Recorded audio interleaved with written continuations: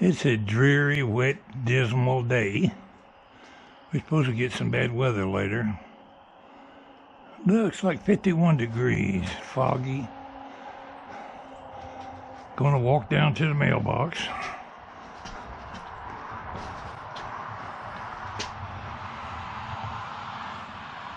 We went to the car wash yesterday and got Terry Mary's car nice and clean. She didn't want to drive in the weather today, so I'm just gonna put this trash out in the back of the truck until the next time we go to the dump.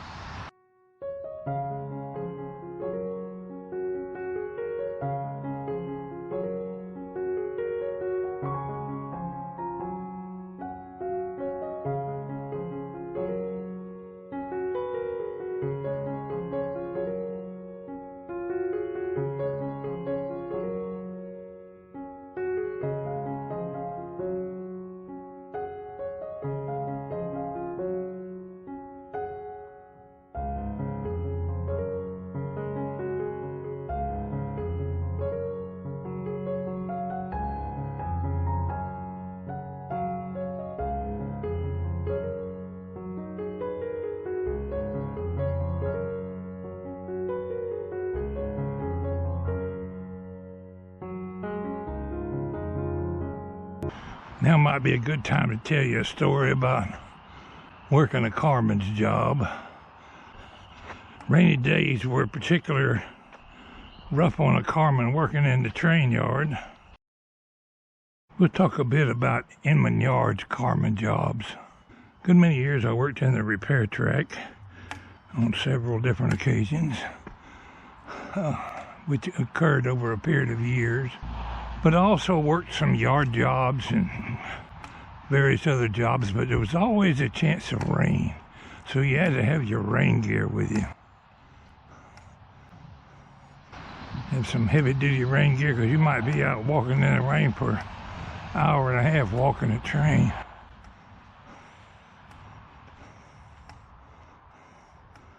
Wading in mud puddles.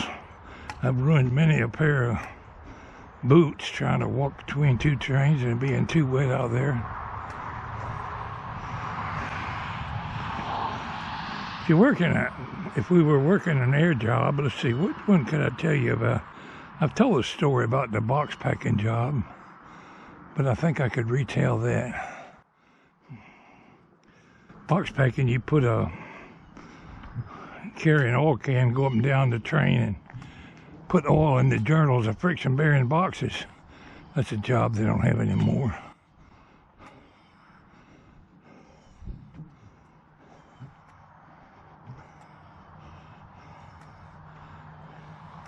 I was working with a Carman and RT Lowe. What was Lowe's initials? Anyway, his name was Lowe. We were packing boxes that day, and we worked Inman yards all the way from the north end to the south end of the yard. Opening journal boxes, putting some oil in there. Take your packing paddle, straighten the pad a little bit if it needs it. Slam the lid down. We didn't have to open the lid. Lids were already opened up in the receiving yard. I already know I worked that job for 3 years.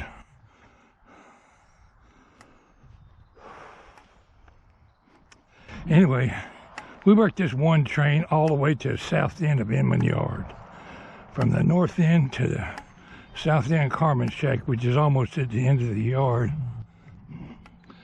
Well, we got to the end and there was no other trains down there. Local.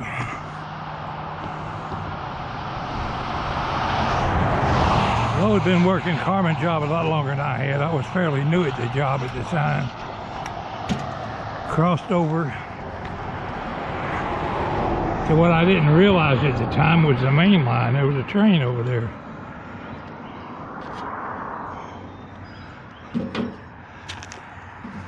Well, we got over there to the main line. The train was stopped on the main line. I guess they were changing crews or something. Grandma and Grandpa got something from the grandbabies. Crossed over to that cut of cars.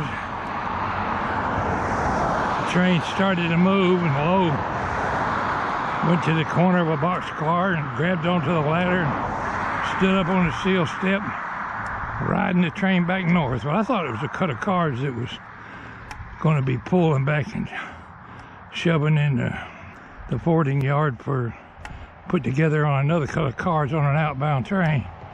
So I got on the next boxcar, climbed up there, had my big heavy can of oil, my greasy slimy gloves. It was hard to hold on to the ladder, but I'm standing on the seal step. Train starts picking up speed. We're headed towards the north end of the Inman yards, forwarding yard that is. Well, they got up about 10 or 12 miles an hour, and I thought, my goodness, we're starting to get pretty fast. They don't pull cuts out of to shove over in the forwarding yard this fast. Well, the next thing I know, we're doing about 15 or 20, and we're getting close to the north end. Well, there's a a gravel road beside us, and Lowe waits till he's right at the end of the gravel road and jumps off the train. Said, you better get off. Well, I had no place to jump. The road was gone. Nothing but a big steep ditch. We went on about another several hundred yards, and I had to jump off that train doing about 25 miles an hour. Went down through a ditch and embankment, got all skin up. That was the last time I rode a train out with old Lowe.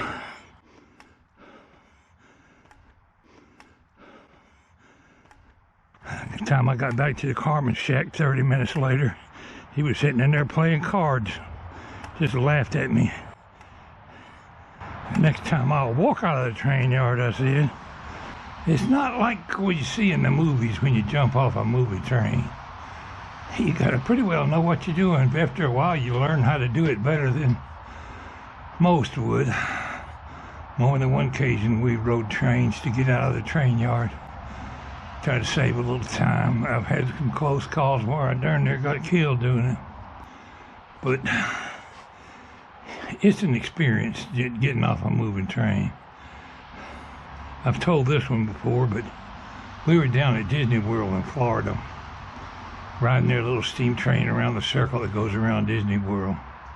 Had the kids were small then. They were up in the sitting in the middle of the seat. I was at the end of the row of seats, and I was looking down the side of the train watching the steam engine go around the curve. And as I was looking, a little kid fell off the train. He literally fell off the side of the Disney World train, rolled into rocks, screaming like hell. Well, nobody saw him fall. I don't think his parents even saw him fall. So the Disney World was, the train was getting along 10, 12 miles an hour. They don't go real fast there. I stood up, climbed over the handrail, and proceeded to jump off the train. Contrary Mary was trying to jerk me back. I said, let me go. I got off the train while it was still going about 10, 12 miles an hour. By that time, we had already passed where he fell off. I ran back to where the boy was laying in the gravel and the rocks. He might have been 4 or 5 years old. And the train had finally got stopped, probably as far as from here to my mailbox down yonder, where they realized that somebody had got off the damn train. It was old Pwalpar that got off the train. I picked him up, and he had some little scrapes and bruises, but he didn't look like he had anything broke. And I'm carrying him back up towards the train. Here comes his mama screaming and running and snatching him into her arms. And we got back on the train and proceeded on back to the place you get off at the Disney World. They had people come out there and meet him and take him for examination.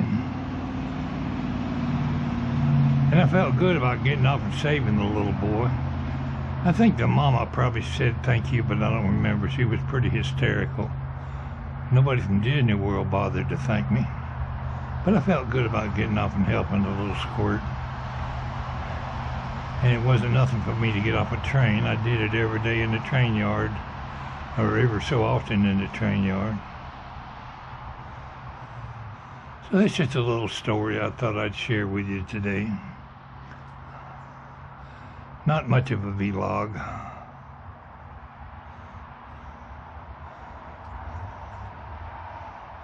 I'm busy trimming my long bird videos, trying to get some of the wasted time of videoing clipped out of the video, so I won't have so much more editing to do if I use them to make any more bird videos. Squirrel came out this morning, ate all my food, so I had to refill the feeder.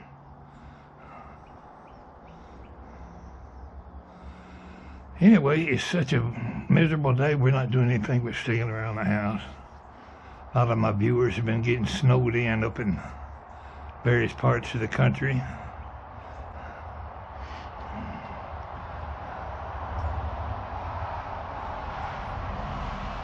Watching some of the YouTube creators on YouTube showing the snow in their part of the world. We don't need any more snow here. Look at that heavy fog settling in over there around them trees. I hope that ain't rain. Looks like a fog. That's what it is, fog. They said sometime between now and midnight we might get some severe weather.